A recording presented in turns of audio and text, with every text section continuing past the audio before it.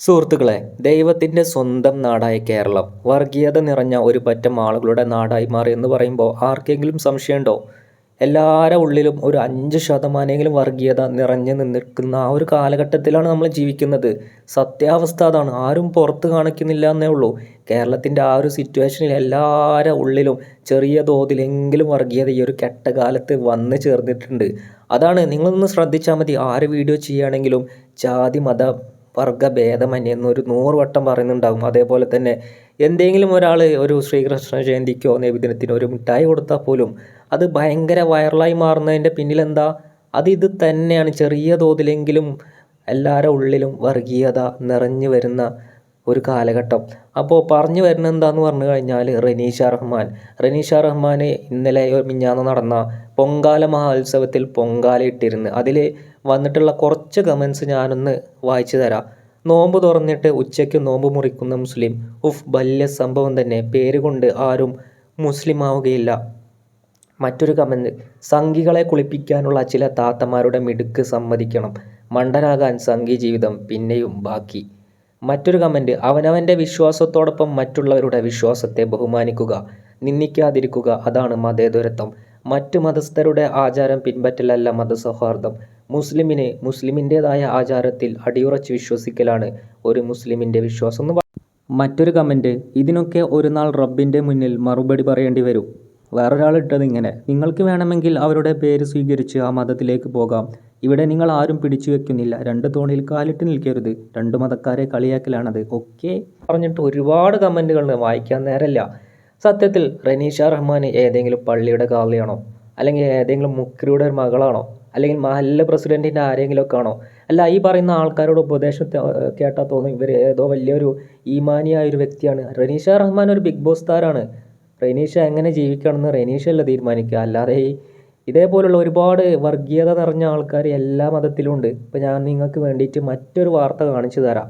അതായത് ജാസ്മിൻ ജാഫർ ഒരുപാട് മാസങ്ങൾക്ക് മുമ്പാണ് ഗുരുവായൂർ അമ്പലത്തിൽ കാല് കഴുകി റീൽസ് ഇട്ടു എന്ന് പറഞ്ഞിട്ട് ഭയങ്കര വിവാദം കാര്യങ്ങളൊക്കെ ആയിരുന്നു. പോലീസ് കേസ് വരെ വന്നിട്ടുണ്ട്. കാരണം അതിൻ്റെ ഉള്ളിലേക്ക് അന്യമതത്തിൽപ്പെട്ട ഒരാൾക്ക് പ്രവേശനമില്ല. നമുക്ക് എല്ലാവർക്കും നമ്മൾ കാണുന്ന ബോർഡും കാര്യങ്ങളൊക്കെയാണ് ചെറുപ്പം മുതലേ. പക്ഷേ ഈ ഒരു സംഭവം ആചാരവും ഒരു ക്ഷേത്രത്തിന് അതിൻ്റേതായ ആചാരങ്ങളും കാര്യങ്ങളൊക്കെ ഉണ്ടാകും. പക്ഷേ അതിൻ്റെ പേരിൽ ഒരുപാട് ആൾക്കാർ അന്ന് പറഞ്ഞ കമൻ്റ് എന്താ അറിയോ? ഒരു മുസ്ലിം ഇതാ ക്ഷേത്രത്തിനെ തകർക്കാൻ വരുന്ന ജാസ്മിൻ്റെ പിന്നിൽ ആരെങ്കിലും ഉണ്ടോ? ആചാരത്തെ തകർക്കുന്ന മുസ്ലിം. സത്യത്തിൽ ഇതിൽ മതത്തിൻ്റെ റോൾ എന്താണെന്ന് മനസ്സിലാവുന്നില്ല. റനീഷയുടെ കാര്യമാണെങ്കിലും ജാസ്മിൻ്റെ കാര്യമാണെങ്കിലും ഇതിലെന്താണ് മതത്തിൻ്റെ പ്രസക്തി? അത് ഓരോ വ്യക്തിപരമായിട്ടുള്ള കാര്യമാണ്, ഓരോ വ്യക്തികളുടെ ഇഷ്ടമാണ്. അങ്ങനെ ഏത് സംഭവം ഉണ്ടായിക്കഴിഞ്ഞാലും ഇതിൽ മുതലെടുപ്പ് നടക്കുന്ന കുറച്ച് ആൾക്കാരുണ്ട്. അവരാരാണ്? ഈ ഒരു വീഡിയോ കാണുന്ന ആൾക്കാർ പറയാം. റനീഷ പൊങ്കാല ഇടണോ വേണ്ടെന്ന് അത് റനീഷയുടെ വ്യക്തിപരമായിട്ടുള്ള ഇഷ്ടം. പിന്നെ വർഗീയവാദികൾ എല്ലാ മതത്തിലും ഉണ്ട്. ഹിന്ദു മതമായാലും മുസ്ലിം മതമായാലും ക്രിസ്ത്യൻ മതമായാലും എല്ലാത്തിലും വർഗീയവാദികളുണ്ട്. അപ്പോൾ ജാസ്മിൻ്റെ കാര്യത്തിൽ അന്ന് സോഷ്യൽ മീഡിയയിൽ ശക്തമായ വർഗീയ ധ്രുവീകരണമാണ് നടത്തിയിട്ടുണ്ടായിരുന്നത്.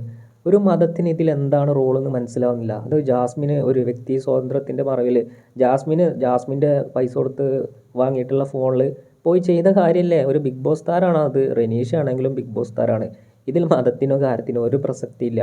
പക്ഷേ ഇതിൻ്റെ പേരിൽ ഒരുപാട് മുതലെടുപ്പും കാര്യങ്ങളൊക്കെ സോഷ്യൽ മീഡിയയിൽ നടക്കുന്നുണ്ട്. അതാ പറഞ്ഞത്, കേരളം ഒരു വർഗീയത നിറഞ്ഞ നാളുകളിലേക്ക് പോകാൻ ഇനി അതിവിദൂരമല്ല. ഒരു 50 വർഷം 100 വർഷം അത്രേ കാണുള്ളൂ. കാരണം അത്രയ്ക്കും വർഗീയത ഓരോരുത്തരുടെ മനസ്സിലും വളർന്നു വരുന്നുണ്ടെന്ന സത്യം എല്ലാവരും മനസ്സിലാക്കേണ്ടതാണ്. ഒരു മുസ്ലിം പേര് കണ്ടാൽ അവനെ സുഡാപ്പിയും ഹിന്ദു പേര് കണ്ടാൽ അവനെ സംഘിയുമാക്കുന്ന ആ ഒരു കെട്ട കാലത്ത് ജീവിക്കുമ്പോൾ സത്യം പറഞ്ഞാൽ ഭയം തോന്നുകയാണ്. നോർത്ത് ഇന്ത്യ പോലെ കേരളവും ആകുമോ? കാരണം ഉൾവലിവ് നന്നായിട്ട് നടക്കുന്നുണ്ട്. ഉള്ളിലൂടെയാണ് കേരളത്തിൽ വർഗീയത പടരുന്നത്. അത് പുറത്ത് നമുക്ക് അങ്ങനെ കാണാൻ സാധിക്കില്ല. പക്ഷേ ഉള്ളിൻ്റെ ഉള്ളിൽ ചെന്ന് നോക്കിക്കഴിഞ്ഞാൽ മനസ്സിലാകും അവൻ്റെ ഉള്ളിൽ എത്രത്തോളം വർഗീയത കാത്തു സൂക്ഷിച്ചിട്ടുണ്ട് എന്ന്. അതാണ് നമുക്ക് ഒരുപാട് വർഗീയ പ്രസ്താവനകൾ ഈ കഴിഞ്ഞ കാലത്ത് വരുന്നുണ്ട്. അതിൻ്റെ പേരിൽ വോട്ടിനാണോ അല്ലെങ്കിൽ ചില സീറ്റിനാണോ ഒന്നും മനസ്സിലാവുന്നില്ല.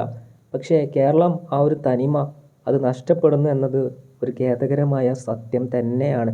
കാരണം ഒരാളെ എങ്ങനെ ജീവിക്കണമെന്ന് ആ ഒരു വ്യക്തിയാണ് തീരുമാനിക്കേണ്ടതല്ലാതെ സമൂഹമല്ല. ഇപ്പോൾ ഫേസ്ബുക്കിലും മറ്റുള്ളത് ഇതേപോലുള്ള കമൻറ്റുകളും വർഗീയത പഠിച്ച് കൊടുക്കുന്ന ആൾക്കാരൊക്കെ ദയവായിട്ട് കേരളത്തെ വെറുതെ വിടണമെന്ന് മാത്രമേ ഇതിലൂടെ പറയാനുള്ളൂ.